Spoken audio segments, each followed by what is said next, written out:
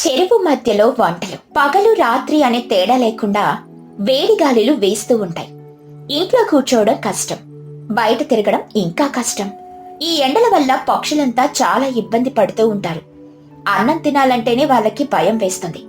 ఎందుకంటే అసలే బయట ఎండవేడి, దానికి తోడు వేడివేడి అన్నం తింటుంటే వాళ్ళకి ఉడుకు పుట్టి చెమటలు దారలుగా కారుతూ ఉంటాయి. ఒకరోజు మధ్యాహ్నం తుని పిచ్చుక ఇంటికి చోటు చిలుక తన కంచం తీసుకుని వస్తుంది. ఇద్దరు పిల్లలు బుజ్జి పిచ్చుక పన్ను చిలుక కూడా అక్కడే కూర్చొని అన్నం తింటూ చెమటలతో ఏడుస్తూ ఉంటారు. తుని పిచ్చుక చెమటలు తుడుచుకుంటూ, అబ్బా ఏంటి చోటు ఈ ఉక్కపోత, అసలు అన్నమే తినలేకపోతున్నాను. కంచంలో అన్నం కంటే నా ఒంటి నుండి కారుతున్న చెమట నీళ్లే ఎక్కువ ఉన్నాయి. నా వంకాయ కూడా చెమట నీళ్లతో కలిసి ఉప్పగా అయిపోయింది. చోటు చిలుక విసనకర్రతో విసురుకుంటూ, నా బాధ కూడా అదే తుని, మా ఇంట్లో అస్సలు కూర్చోలేకపోతున్నాను. రేకుల ఇల్లు కదా, పైనుండి నిప్పులు రాలినట్టు వేడొస్తుంది. నీతో కలిసి తిందామని కంచం తీసుకుని వచ్చాను, కానీ ఇక్కడ కూడా ఇలాగే ఉంది. ఈ వేడి అన్నం తింటుంటే నా గొంతు కాలిపోతుంది. బుజ్జి పిచ్చుక కంచం పడేసి ఏడుస్తూ, అమ్మా నేను తినలేనమ్మా, నాకు ఈ అన్నం వద్దు, నా ఒళ్ళు కాలిపోతుంది, ముక్కు నుండి పొగొస్తుంది. అసలే ఉక్కుపూట, పొయ్యి దగ్గర వండి తెచ్చినందుకు ఈ అన్నం ఇంకా వేడిగా ఉంది, నాకు అసలు ఆకలే లేదు. అవును పిన్నే, నాకు కూడా తినాలని లేదు. ఒక్క ముద్ద నోట్లో పెట్టుకోగానే వేడికి బాడీ అంతా చెమట పట్టేస్తుంది. అసలు మనం ప్రశాంతంగా అన్నం తినలేమా? ఈ ఎండాకాలం అయిపోయేదాకా మనం పచ్చి కూరలు తిని బ్రతికేయకూడదా? ఈ వేడి వంట నాకు అస్సలొద్దు. అయ్యో పిల్లలు, పచ్చి కూరలు తింటే కడుపు నొప్పులు వస్తాయిరా. బలం కావాలంటే వేడి వేడి అన్నం పప్పు తినాల్సిందే. ఎండ తీవ్రత ఎక్కువగా ఉంది, ఏం చేస్తాం చెప్పండి, కొంచెం అడ్జస్ట్ అవ్వండి. పిల్లలు చెప్పేది కూడా నిజమే తుని. అసలు అన్నం తినాలంటే మనకి చల్లటి హాయైన వాతావరణం ఉండాలి, అప్పుడే తిన్నది ఒంటికి పడుతుంది. కానీ ఈ వేడిలో పొట్టలోకి అన్నం వెళ్ళడం లేదు. అమ్మా అయితే నాకు ఒక ఐడియా వచ్చింది. మనం అన్నం తినాలంటే చల్లటి హాయైన చోటు ఉండాలన్నారు కదా.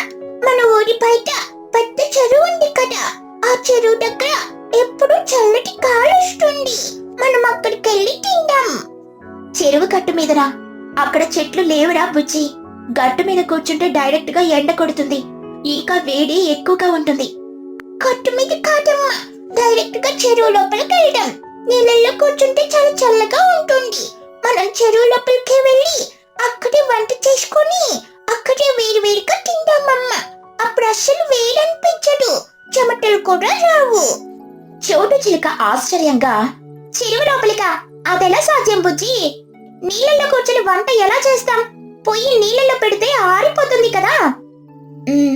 అవును బుజ్జి, చెరువు నీళ్ళలో చాలా చల్లగా ఉంటుంది నిజమే, కానీ లోపలికెళ్ళి ఎలా వండాలి?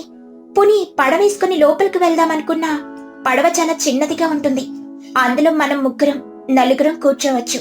కానీ పొయ్యి పెట్టి వంట చేయాలంటే పడవ కాలిపోతుంది, లేదా బ్యాలెన్స్ తప్పి పడవ మునిగిపోతుంది.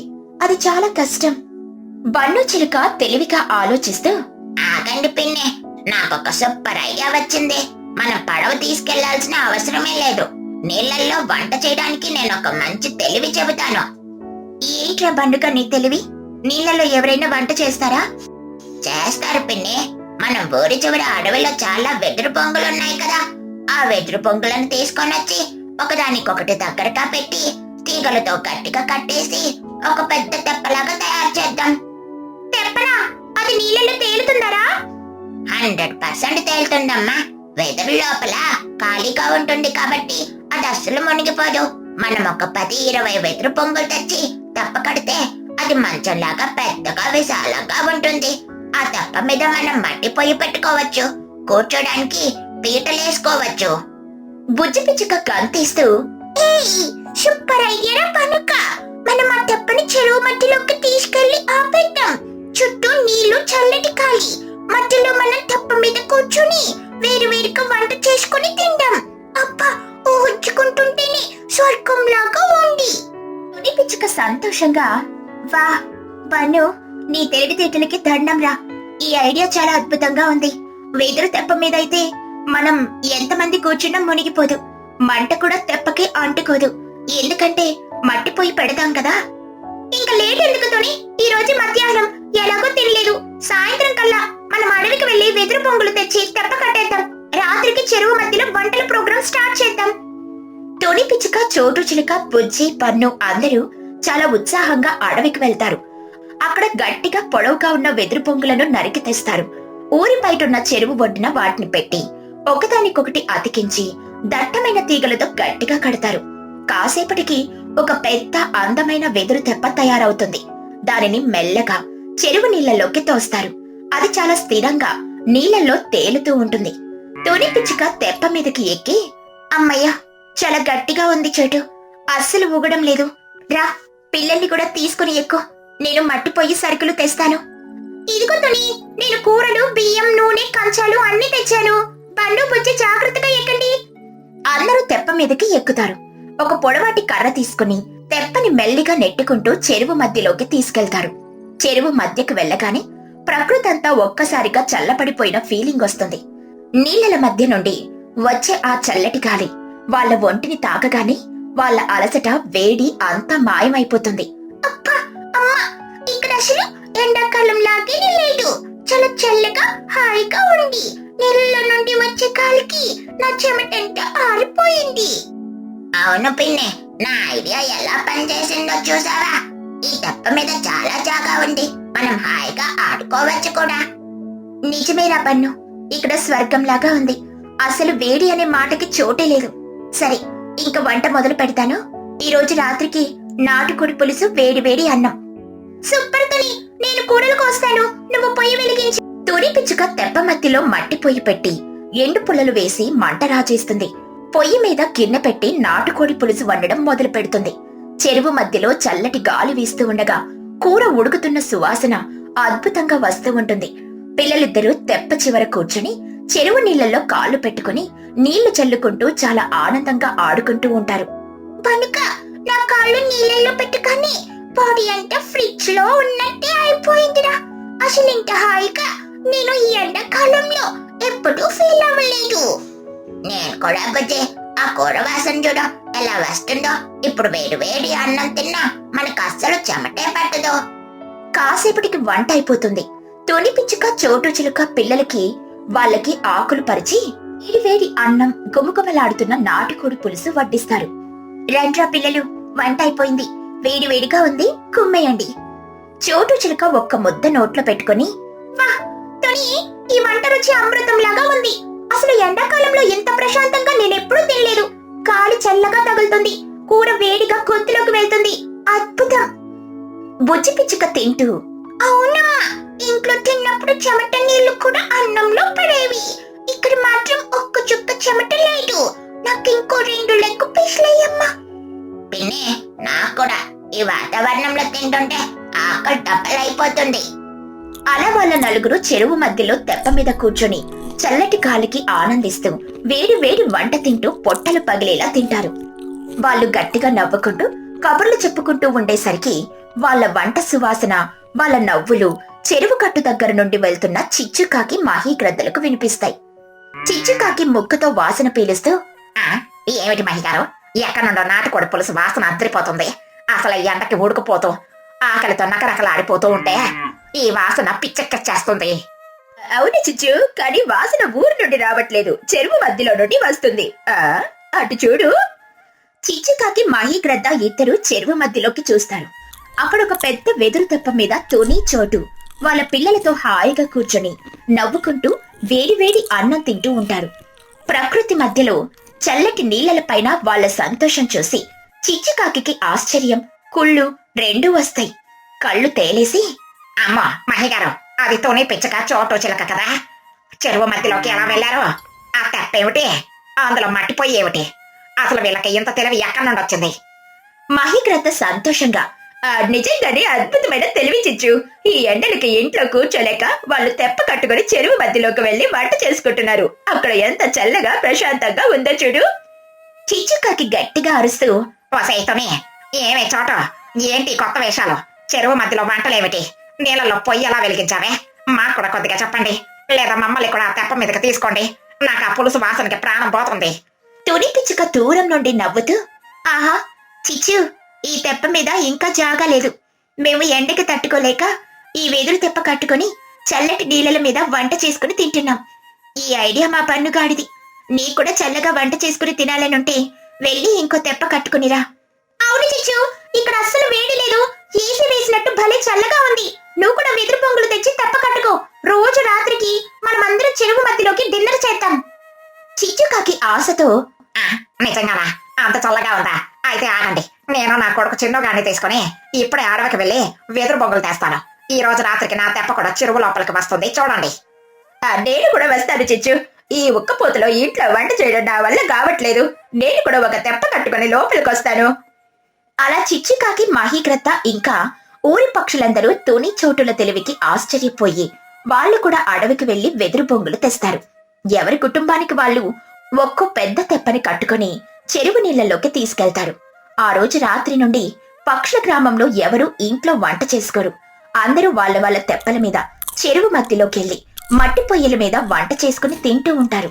చెరువంతా గుమగుమలాడుతున్న వంటల సువాసనతో ఒక ఫ్లోటింగ్ రెస్టారెంట్ లాగా మారిపోతుంది. ఈ కొత్త తెలివితో పక్షులంతా ఎండాకాలం వేడి నుండి తప్పించుకొని చల్లటి నీళ్లల మీద ప్రశాంతమైన గాలికి హాయిగా తింటూ నవ్వుకుంటూ వాళ్ళ జీవితాన్ని చాలా ఆనందంగా గడుపుతారు. చెరువు మధ్యలో 2 ఇళ్లులు. తుని పిచ్చుక మరియు చిచ్చుకాకి ఇద్దరు సొంత అక్క చెల్లెళ్ళు. వాళ్ళ చిన్నతనంలోనే తల్లిదండ్రులు చనిపోవడంతో పక్కింటావిడ మహీగ్రద్ద ఈ ఇద్దరు అనాథలని చేరదీసి సొంత బిడ్డల కంటే ఎక్కువగా ప్రేమతో పెంచింది. వాళ్ళిద్దరికీ ఈడు రాగానే మంచి సంబంధాలు చూసి పెళ్లిళ్లు కూడా చేసింది మహీగ్రద్ద. తుని చిచ్చుల భర్తలిద్దరూ కూడా డబ్బులు సంపాదించడానికని దుబాయ్ వెళ్లిపోతారు. దానితో తుని చిచ్చు ఇద్దరు మళ్లీ వాళ్ళ అమ్మ మహీగ్రద్ద దగ్గరికి వచ్చి ఊరిలో చిన్న చిన్న పనులు చేసుకుంటూ చాలా ఆనందంగా కలిసికట్టుగా ఉంటూ ఉంటారు. కానీ ఈ తుని చిచ్చులు అంత ప్రేమగా కలిసి ఉండడం ఊరిలో ఉన్న చోటు చిలుక, లూసి పావురంలకి అస్సలు నచ్చేది కాదు. వాళ్ళు ఎప్పుడూ ఈ అక్క చెల్లెళ్ల మధ్య గొడవలు పెట్టాలని చూస్తూ ఉంటారు. ఒకరోజు చిచ్చుకాకి ఒంటరిగా కూరలు తెచ్చుకోవడానికని మార్కెట్కి వెళ్ళినప్పుడు చోటు మరియు లూసి కలిసి సూటిగా చిచ్చు దగ్గరికి వస్తారు. చోటు చిలుక కపటంగా నవ్వుతూ, ఏంటి చిచ్చు, ఈ రోజు కూరలు తెచ్చుకోవడానికి ఒంటరిగా వచ్చావు? మీ అక్క తుని పిచ్చుకు రాలేదా? ఎప్పుడు ఇద్దరు జంట పావురాల్లాగా తిరుగుతూ ఉంటారుగా. మా అక్కకి ఈ రోజు ఇంట్లో కొద్దిగా పనుంది చోట, అందుకే నేను ఒక్కదాన్ని వచ్చాను. మీరెద్దరేంటి ఎక్కడున్నారు? సరుకులు కొనేసారా? మేం కొనడం అయిపోయిందిలే చిచ్చు, కానీ నిన్ను చూస్తుంటే మాకు చాలా జాలేస్తుంది.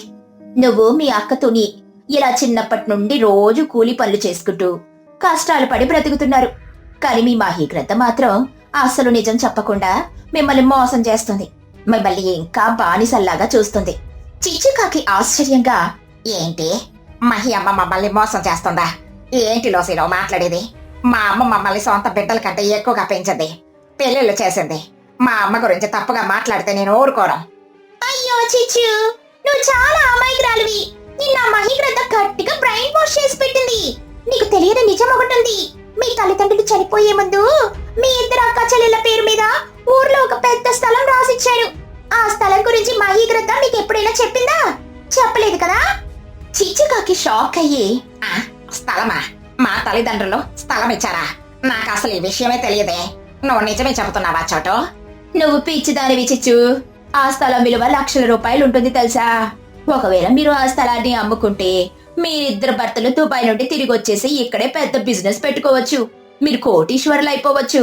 కానీ ఆ మహీగ్రద్ద ఈ స్థలాన్ని తానే నొక్కేసి మిమ్మల్ని ఇలా ఇంట్లో పని మనుషుల్లా వాడుకుంటుంది. అవును చిచ్చు, మా కళ్ళ ముందే మీ తల్లిదండ్రులు ఆ పేపర్లు మహి చేతికిచ్చారు. ఇప్పటికీ ఆమె మీకు నిజం చెప్పలేదంటే దాని అర్థం ఆమె ఆ జాగాని నొక్కేయాలనే కదా. నువ్వు వెంటనే వెళ్ళి ఆ మహిళని గట్టిగా నిలది, నీ ఆస్తి నువ్వు తీసుకో. చోటు లూసీల మాటలు విన్న చిచ్చుకాకి తీవ్రమైన కోపం వస్తుంది. తను ప్రపంచంలో అందరికంటే ఎక్కువగా ప్రేమించే మహీగ్రద్ద తనని మోసం చేసిందన్న ఆలోచన తన బుర్రకి ఎక్కుతుంది. వెంటనే కూరల సంచిని అక్కడే పడేసి తీవ్రమైన కోపంతో ఏడుస్తూ సూటిగా ఇంటికి పరిగెత్తుకుంటూ వెళ్తుంది. ఇంట్లో తుని పిచ్చుక మరియు మహీగ్రద్ద ప్రశాంతంగా కూర్చొని మాట్లాడుకుంటూ ఉంటారు. చిచ్చుకాకి ఆవేశంగా తలుపు తోసుకుని లోపలికొస్తుంది. చిచ్చుకాకి గట్టిగా అరుస్తూ, మహి ఎక్కడున్నావు? ఎప్పటికిప్పుడు నాకు నిజం తెలియాలి. నన్ను నా అక్కని ఇన్ని సంవత్సరాలుగా అడుక్కు తినే వాళ్ళలాగా ఎందుకు పెంచావు? తుని పిచ్చుక కంగారుగా లేచి, ఏంటి చిచ్చు, ఏమైంది నీకు? అమ్మతో అలా గట్టిగా మాట్లాడుతున్నావేంటి? ఎవరైనా ఏదైనా అన్నారా నిన్ను? నన్నెవరూ అనలేదులే అక్క. ఈ మహీగ్రద్దే మనల్ని మా అనాథాలని చేసి మన స్థలాన్ని నొక్కేయాలని చూస్తుంది. మహి వైపు తిరిగి, మా తల్లిదండ్రులు చనిపోయే ముందు మా పేరు మీద రాసిచ్చిన స్థలం ఎక్కడుంది? మా స్థలం గురించి మాకు ఇన్ని సంవత్సరాలు ఎందుకు చెప్పలేదు? మీరే దానిని నొక్కేద్దామని అనుకున్నారా? మా బోళతనం చూసి మమ్మల్ని మోసం చేస్తారా? మహీగ్రద్ద షాక్ అయ్యి కళ్ళల్లో నీళ్లతో, ఏంటి చిచ్చు నువ్వు మాట్లాడేది? నేను మీ స్థలం నొక్కేయాలని అనుకున్నానా? నిన్ను పేగు పెంచి పిల్లల్లాగా చూసుకున్నందుకు నాకు మంచి బహుమతి ఇచ్చావే తల్లి. ఎవరు చెప్పారు నీకు ఈ పిచ్చి మాటలు? ఏంటి చిచ్చు అలా మాట్లాడుతున్నావు? మహి గారు అలా ఎందుకు చేస్తారు? అలాంటి వారు కాదు. మనల్ని సొంత బిడ్డల కంటే ఎక్కువ చూసుకుంటారు. నీకు ఎవరో తప్పుగా చెప్పారు చిచ్చు. కోపం తెచ్చుకోకు, ప్రశాంతంగా ఆలోచించు. చిచ్చుకాకి కోపంతో ఊగిపోతూ, నువ్వు నోరమోయాక నువ్వు ఈ మహి పెట్టే ముద్దలకి బానిసమైపోయావు. మహి వైపు తిరిగి, నువ్వు కల్లిపల్లి మాటలు చెప్పకు. నాకు నా తల్లిదండ్రుల ఆస్తి కావాలి. నువ్వు మమ్మల్ని పెంచింది ప్రేమతో కాదు, మా ఆస్తి మీద ఆశతో. నువ్వు ఒక మోసకారివి. నీలాంటి దొంగ దగ్గర మేము ఇంకా ఉండలేము. నా స్థలం పేపర్లు నాకు ఇచ్చేయి. చిచ్చు ఆనరాని మాటలు అనడంతో మహీగ్రద్ద గుండె మొక్కలైపోతుంది. తను ఎన్ని సంవత్సరాలు ప్రేమతో పెంచిన కూతురు తనని దొంగ అని పిలవడం ఆమె తట్టుకోలేకపోతుంది. మహికి తీవ్రమైన కోపం, బాధ కలిసి వస్తాయి. మహీగ్రద్ద కోపంతో గట్టిగా అరుస్తూ, ఏవే చిచ్చు, ఆపు నీ వాగుడు. నీ కళ్ళలో నేను ఎంత నీచమైన దారిలా కనిపిస్తున్నానా? అవును, మీ తల్లిదండ్రులు మీకొక స్థలం ఇచ్చారు. నీకు నీ స్థలం ఎక్కడుందో తెలియాలి కదా. విను, మన ఊరి చెరువు ఒడ్డున ఉన్న ఆ ఖాళీ స్థలమే మీది. కానీ ఆ స్థలాన్ని ఎందుకు ఎవరు కొనరో తెలుసా? ఎందుకంటే ఎప్పుడైనా వర్షాలు బాగా పడితే ఆ చెరువు నీళ్లంతా ఉప్పొంగి సూటిగా మీ స్థలంలోకే వస్తాయి. అది ఎందుకు పనికిరాని స్థలం. ఆ నిజం తెలిస్తే మీరు బాధపడతారని నేను మీకు చెప్పలేదు. నేను దాన్ని అమ్మి డబ్బులు తెచ్చుకుందామని చూశాను, కానీ ఎవరూ తీసుకోలేదు. చిచ్చుకాకి మొహం బాధగా మారిపోయి తడబడుతూ, ఏమిటి, చెరువు ఒడ్డున ఉన్న స్థలమా? అది వర్షాలు వస్తే మునిగిపోతుందా? అంటే అంటే నువ్వు మా ఆస్తి నొక్కేయాలని అనుకోలేదా? తుని పిచ్చుక ఏడుస్తూ, చూసావా చిచ్చు, నువ్వు తెలియకుండా ఎంత పెద్ద తప్పు చేశావో. ఎవరి మాటలో విని మనల్ని ఇంత ప్రేమతో పెంచిన అమ్మని అనరాని మాటలన్నావు. నీ కోపం మన కొంప ముంచింది. మహీగ్రద్ద కళ్ళల్లో నీళ్లు తుడుచుకుంటూ తీవ్రమైన బాధతో, ఇంక చాలు తుని, ఈ రోజుతో మన బంధం తెగిపోయింది. నా ప్రేమని దొంగతనంగా మార్చిన ఈ చిచ్చుతో నేను ఇంక ఉండలేను. డబ్బులు, ఆస్తి ఉంటే చాలు, ఎంతటి వారినైనా అనుమానిస్తారు అని ఈ రోజు తేలిపోయింది. మీరిద్దరూ ఇప్పటికిప్పుడు నా ఇల్లు వదిలి వెళ్ళిపోండి. నాకు మీతో ఎలాంటి సంబంధము లేదు. బయటికి వెళ్ళండి. అమ్మా, ప్లీజ్ అమ్మా, మమ్మల్ని గెంటయ్యకు. చిచ్చు తెలియకుండా తప్పు చేసింది. నేను దాని తరపున క్షమాపణ అడుగుతున్నాను. మమ్మల్ని వదిలేయకమ్మా. మాకు నువ్వు తప్ప ఎవరూ లేరమ్మా. ప్లీజ్ అమ్మా. నీ చెల్లి నా మనసును చంపేసింది. ఇక నేను మిమ్మల్ని భరించలేను. ఇప్పుడే నా ఇంట్లో నుండి వెళ్ళిపోండి. మీరు వెళ్ళి మీ ఆస్తైన ఆ చెరువు ఒడ్డునే బ్రతకండి. తుని పిచ్చుక ఎంత బ్రతిమలాడినా మహీగ్రద్ద వినదు. చిచ్చుకాకి తన తప్పు తెలిసొచ్చి సిగ్గుతో తలదించుకుని నించు. ఇక తప్పక తుని, చిచ్చు వాళ్ళ పిల్లలు వాళ్ళ సామాన్లు తీసుకుని ఏడుస్తూ మహి ఇల్లు వదిలి బయటకొస్తారు. ఎక్కడికి వెళ్లాలో తెలియక ఊరంతా తిరిగి చివరికి వాళ్ళకి ఉన్న ఆ చెరువు ఒడ్డున ఉన్న స్థలంలోకి వస్తారు. తుని పిచ్చుక కళ్ళు తుడుచుకుంటూ, చూసావా చిచ్చు, పరాయి వాళ్ళ మాటలు విని మన బతుకులని రోడ్డు పాలు చేసావు. ఇప్పుడు మనం ఎక్కడుండాలి? దుబాయ్లో ఉన్న మన భర్తలకు తెలిస్తే ఎంత బాధపడతారు. చిచ్చుకాకి ఏడుస్తూ, నన్ను క్షమించాక, చోటోలో సీలో నన్ను బ్రెయిన్ వాష్ చేశారు. డబ్బుల ఆశతో నేను తప్పు చేశాను. ఇప్పుడు మనం ఏం చేద్దాం అక్క? ఏం చేస్తాం, బ్రతికేందుకు ఇల్లు కట్టుకోవాలి. ఈ ఖాళీ స్థలంలోనే మనం 2 చిన్న ఇల్లులు కట్టుకుందాం. మహి అమ్మ చెప్పింది కదా, వర్షాలొస్తే ఇక్కడ నీళ్ళొస్తాయని. అందుకే నేను నేల మీద కాకుండా కొద్దిగా ఎత్తులో ఇల్లు కడతాను. ఆ ఎత్తులో ఇల్లు కట్టడం ఏంటక్క? అది చాలా కష్టం, చాలా ఖర్చు కూడా. నేను మాత్రం నార్మల్ గా నేల మీద మట్టితో ఇల్లు కట్టుకుంటాను. వర్షాలు వస్తే అప్పుడు చూద్దాంలే. ఇప్పట్లో వర్షాలు రావులే. తుని పిచ్చుక చాలా తెలివైనది.